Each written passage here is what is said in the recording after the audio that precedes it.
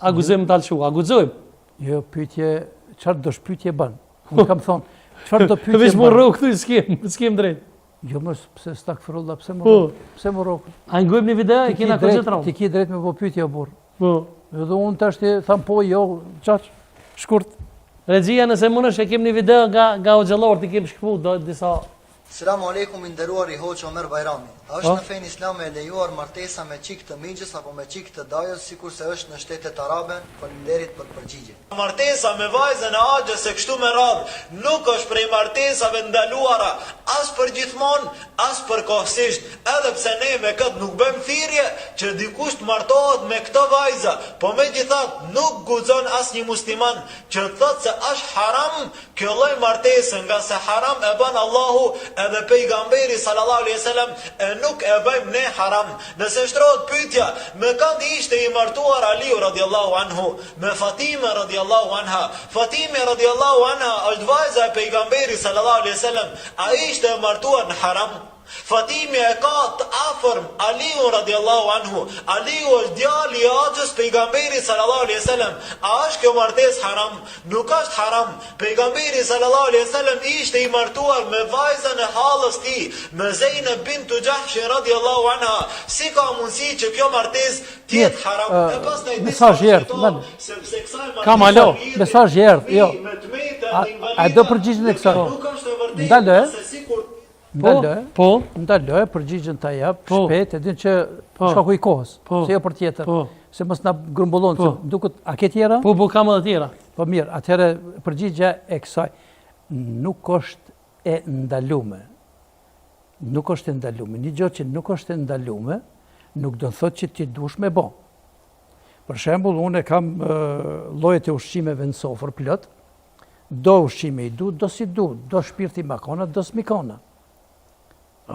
Edhe është për zgjedhja ime. Por kemi të bëjmë me fjalën e Zotit. Zoti e din të kaluarën, të tashmen dhe të ardhmen. Në rast se eventualisht, me një rukëtim, që nuk është kjo teknologjie, telefonave, internetit, me umor vesh se që ka ndodhë, për shembull, me anije dikun jemi në rrugë, familjarisht të shkue, djemi gjallarës qika, dajesh e ku e di çfarë në kënë, edhe anija fundosët, me një ishull kemi metën një grup, dhe të është ajo femna, qika e Axhës, mos mu martu me një jo musliman, atëherë Zotit ka thonë, është e leju me mund është me marrë. Dhe me thonë, Zotit nuk do në që të shuhet, për shembull, islami, feja, ata që besojnë. I ka thonë mundësi, kjo është një prej interpretime. Pastaj, në një thonje tjetër, Muhamedi a.s. thotë që sa ma largë martesa është ma e mirë. Dhe nuk duhet me përzit traditën tonë me fejë. Feja është universale. Ka popuj që i martojnë, nanat e veta i kanë martu, motrat e veta i kanë martu, edhe Zoti e kanë ndalu me u martu me 8 kategori të femnave. E kanë ndalu. Këto tjerat, thot, me shijen e juaj. Edhe ne si shqiptar, për shembull, ne jetojmë, mënyra e jetesës tonë, çu jetojmë ne çikën e Axhës, çikën e dajës e kemi si motër. Si jetojnë, flejna me një deri frikë, me një shtratë më në kena fjetën me qikat e migjës e me djemt e migjës. Kushtet janë konë që ashtu? S'kena pasën, shtëpi për shembull të mëdhaja, 40-50 antar, i kemi pasën 4-5 dhoma, edhe unë, shqiptari e ka averzion, nuk mundet me pranu, por si shqiptar nuk e pranu. Dhe unë si musliman, s'kam pse unë të mendoj me martu qikën e migjës, se e kam si motër. Motër e kam. Edhe të ashtë, s'kam pse unë e mendoj. Por ka popuj, për shembull, që nuk ju ban përshtypje. A pajtohesh ai kundra Hoxhës Omer Bajramin këtë rast? Mënyrën se si po spjegohen, nëse spjegohen pak ma but, se cili shqiptar ka me kuptuar. E kjo ka ma vrash pak shpjegimin. Mënyra e spjegimit të vrasht është refuzuese për popullin tonë. Për çdo popull, jo vetëm tonë. Jo. O, burrun po them që nanën e vetë marton. Po e kam fjalë mënyra e shpjegimit vrasht është për çdo popull. Absolutisht, për për se cilin njeri, jo vetëm se cilin popull, po ne shqiptarët për shembull është e rëndë. Edhe unë për shembull më thonë mua, a e merr çikën e miz, stakfirullah dhe më kurse më. Po edhe? S'muna me marrë. A vazhdojmë tjera, se i kena plot. Po Regjia? Këtë pasoja, Allahu subhanahu wa ta'ala do e kishte ndalu. Muhamedi sallallahu alaihi wasallam e martoi Aishën duke qenë ajo e vogël, duke qenë fëmijë në çfarë moshe? Në moshën 9 vjeçare. E martoi pejgamberi sallallahu alaihi wasallam Aishën në moshën 9 vjeçare. Po nale Regjia, faleminderit. Mesazhi shkoi, do të thonë, unë personalisht nuk besoj që ka qenë 9 vjeçare, por ka qenë 18 vjeçare. Po, a? Historinë që unë e kam studiuar, po në për hadithe kështu që flitet që ka qenë? Jo, s'ka hadithe. Nuk ka asnjë hadith në cilën ai është martuar me Aishën kur i ka pas 9 vjeç. Do më thonë hoxha parran, që shtu bibje? Nuk ka, hadithe nuk ka.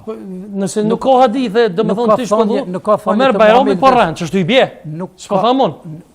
Ka që kanë thonë historian. Ka unë, kur e kam studiue Ebu Bekrin, kur e kam studiue Resulullahin, biografitë e tyre, kur i kam lexuar, del mua që ajo ka qenë në mbi 18 vjeçë. Do më thonë hoxha s'po kallëzën sakt. S'ka arrit ndoshta me lexuar atë çka kam lexuar. Po do të më thonë që s'po kallëzën sakt. Tash shife, narrativa e shpjegimeve shpesh herë shkon për një hoxhë në një hoxhë, për një hoxhë në një hoxhë dhe nuk janë studios gjithë. Problemi është duhet me ai nuk mundet me vërtetu që ka qenë 9 vjeçë. Ka thënie që ka qenë 13 vjeçë, 14 vjeçë, 18, 26 vjeçë ka qenë. Ka thënie. Historian, biograf që kanë shkruajtën, shkojnë deri në 26 vjet ka qenë Aisha. Thonë, tash cila është më e vërteta?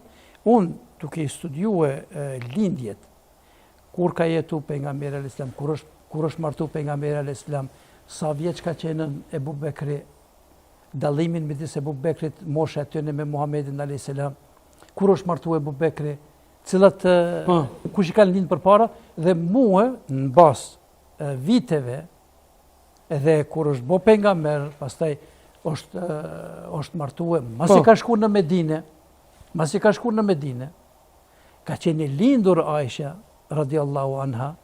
Domethënë, nëse pejgamberi ka ardhur si pejgamber i dërguar i Zotit në 610-ën, në Medinë ka shkuar në 622-ën. Do me thonë, Aisha ka qenë lindur në moshën në këtë kohë. Minëherë për vjetë 12 vjetë? Po s'për vjetë, minëherë për vjetë 12 vjetë. Po. Ku unë ndjeqe? Bravo, do të kitje për hoxhën, bravo. Kështu që janë gjëra për shembull të futura nga jo muslimanët, vetëm për me nxjerr Muhamedit alayhis salam pedofil. E vërtet. A vazhdojmë Regjia, po? E martoj? E martoj. Në moshën 9 vjeçare. Në moshën 9 vjeçare. Vajza Axhës është një vajzë e huaj për ne. Dhe ai që thot ndalohet, nuk lejohet, runa Zot del prej dinit Allahut nga se mohon fjalën Allahut, mohon vendimin e tham marrë to. Kjo është çaja. Islami e lejon që muslimanit martohet deri në 4 gradë. E femra, e gruaja martohet vetëm me një. Nale Regjia, po. Burrat kotra, gruaja një. Ma ka bo një Pse e gut? Një politikon në këtë pyetje. Po. Edhe ajo tash në mënyrë, pse unë s'kam drejt mi marr 4 burra. Po. Thjesht. Se do thëjmë për gruaja për një mahall. Po, e tash për nga forca fizike, tjetër muhabet është ajo. Po. Por shefe, ne kemë të bëjmë prapë me Zotin, i cili e din thash të kaluarën. Po, e tha marrë, po. Të tashmën atë. Tash, Islami nuk ka urdhnu mi marrë 4 gra. Derin 4, maksimumi derin 4. Në Islam lejohet divorci. Por pejgamberi alayhis salam thot një prej lejesave që ka leju divorcin